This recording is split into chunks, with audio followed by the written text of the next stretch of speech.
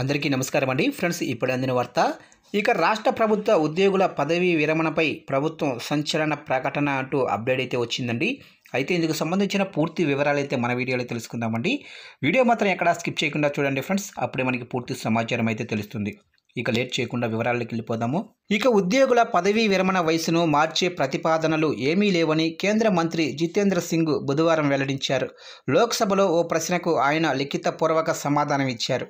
ఉద్యోగుల పదవీ విరమణతో ఉత్పన్నమయ్యే ఖాళీలను భర్తీ చేసే విధానం ప్రభుత్వానికి లేదని పేర్కొన్నారు.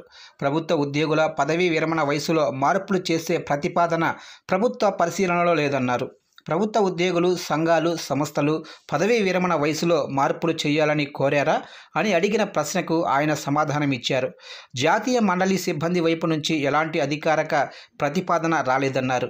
కేంద్రం వివిధ రాష్ట్ర ప్రభుత్వాల ఉద్యోగుల పదవీ విరమణ వయసు వివరాలు, పదవీ విరమణ వయసు తేడాలకు కారణాలను వివరించాలని కోరగా ఈ విషయం రాష్ట్రాల పరిధిలో ఉంటుందని, అలాంటి డేటా ఏది కేంద్రం దగ్గర ఉండదని ఆయన క్లారిటీ ఇచ్చారు. ఇదిలా ఉండగా గత కొద్ది రోజుల కిందట కేంద్ర ప్రభుత్వం ఉద్యోగుల పదవీ విరమణ వయసును 62 ఏళ్లకు పెంచనుందని వార్తలు వచ్చాయి. ఇక ఇందుకు సంబంధించిన వార్తలు సోషల్ మీడియాలో తెగ వైరల్ అయితే అయ్యాయి. ఇక ఈ వార్తలను కేంద్రం ఖండించింది.